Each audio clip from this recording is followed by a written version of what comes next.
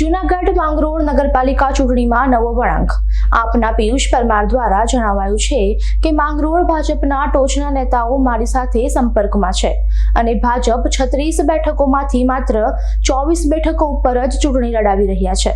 આપના પિયુષ પરમાર દ્વારા જણાવ્યું છે કે માંગરોળ ભાજપના ટોચના નેતાઓ મારી સાથે સંપર્કમાં છે અને ભાજપ 36 બેઠકોમાંથી માત્ર 24 બેઠકો ઉપર ચૂંટણી લડાવી રહ્યા છે અને ભાજપની ટોચ લીડરશીપે મને ટેકો આપ્યો છે અને ભાજપને ડમી ઉમેદવારો તરીકે અમુક વોર્ડમાં લડાવાઈ રહ્યા છે તેમને હરાવવા અંદરખાને ભાજપ મારું કામ કરે છે।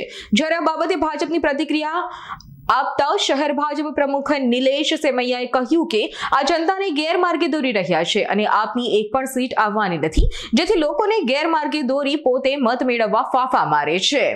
નિલેશ સેમૈયા, શહેર ભાજપ પ્રમુખ, માંગરોળ। મેં સોશિયલ મીડિયામાં આમ આદમી પાર્ટીના કાર્યકર્તા પિયુષ પરમારનો વિડીયો વાયરલ થતો જોયો, જેમાં પિયુષ પરમાર એવું કહી રહ્યા છે કે ભારતીય જનતા પાર્ટીએ 24 ઉમેદવારો ઉતાર્યા છે અને 12 ઉમેદવારો મારા કહેવાથી નથી ઉતાર્યા। તો પિયુષ પરમારે ખરેખર જો ચૂંટણી લડતા હોય એક આગેવાન તરીકે તો એણે ગત ચૂંટણીના આંકડાનો અભ્યાસ કરી લેવો જોઈએ કે ગત ચૂંટણીમાં આપણે ભારતીય જનતા પાર્ટીએ વોર્ડ નંબર 2, 3, 5, 7, 8 અને 9માં 24 ઉમેદવારો જ લડાવી હતા। એટલે આ વખતે પણ અમારે 24 ઉમેદવારો જ લડે છે। એમાં અમારું વોર્ડ નંબર 5 બિનહરીફ છે।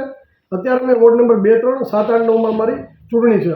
હવે ખાસ કરીને કહી દઉં કે એવું કહે છે કે ભારતીય જનતા પાર્ટીના ઉમેદવારો અમારા લાઇઝનિંગમાં છે, તો ખાસ કરીને કહેતો કે ભારતીય જનતા પાર્ટીના ઉમેદવારો ભારતીય જનતા પાર્ટી માટે નિષ્ઠાપૂર્વક છે અને ખડે પગે ઊભા રહ્યા છે અને રહેવાના છે।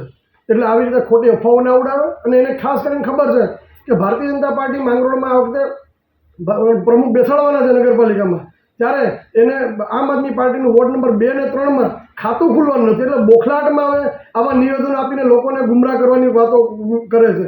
પરંતુ એને હું ખાસ કહી દઉં, આ માંગરોળની જનતા છે, સાણી જનતા છે, બધું સમજે છે અને ભારતીય જનતા પાર્ટી સાથે હતી અને રહેવાની છે અને રહેશે। એટલે ખાસ કરીને આવા કોઈ વિડીયો કરીને આવા કોઈ ગેરમાર્ગે દોરવાના માંગરોળની જનતાને છેતરવાનો પ્રયાસ કરશો તો માંગરોળની જનતા છેતરાવાની નથી।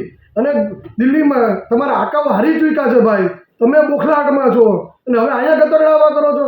તમે માંગરોળની અંદર તમે કોંગ્રેસ સાથે ગઠબંધન કર્યું છે। તમારા ગોપાલ ઇટાલિયા તાલાળાની પેટા ચૂંટણીમાં એવું નિવેદન આપે છે જાહેર મંચ પરથી કે ભાઈ કોંગ્રેસવાળા તમારા ઘરે મત માગવા આવે તો એને પાણીનો લોટો નહીં આપતા, તો તમે તો એ માંગરોળમાં ગઠબંધન કરીને બેઠા છો ભાઈ, તો તમારે અહીંયા સગા થાય છે બધા તમારા કોંગ્રેસવાળા બધા। તો ખાસ કરીને તમે પહેલાં તમારી રણનીતિ નક્કી કરો, તમે ક્યાં કેવી રીતે ચૂંટણી લડી રહ્યા છો। અને ખાસ કરીને મારે આમ આદમી પાર્ટીવાળાને એટલું જ કહેવું છે કે તમારું ખાતું ખુલવાનું નથી માંગરોળમાં, એટલે હવે આ બધું બંધ કરી દો। સાથીઓ, હું આપનો પિયુષ પરમાર। મારો સંદેશો ખાસ માંગરોળની જનતા માટે છે। ભારતીય જનતા પાર્ટીની માંગરોળની ટોપ લીડરશીપ મારા સંપર્કમાં છે અને અમને ટેકો પણ જાહેર કર્યો છે। ગુપ્તખાને ટેકો આપ્યો છે, નામ ન આપવાની શરતે ટેકો આપ્યો છે। સંપર્કમાં હોવાના રીઝન અને એક ઉદાહરણ પણ આપને આપવા માંગુ છું, જે એ લોકોએ સાથે વાત થઈ તે પછી।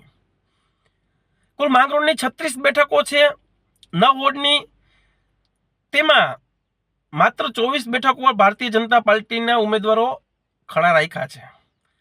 મારા કહેવાથી જ 12 જગ્યાએ ભારતીય જનતા પાર્ટીના ઉમેદવારો ઊભા નથી રાખ્યા। એટલા માટે ખાસ માંગરોળની જનતાને મારી વિનંતી છે, માંગરોળની ટોપ લીડરશીપ નથી ઈચ્છી રહ્યું કે ભારતીય જનતા પાર્ટી જીતે।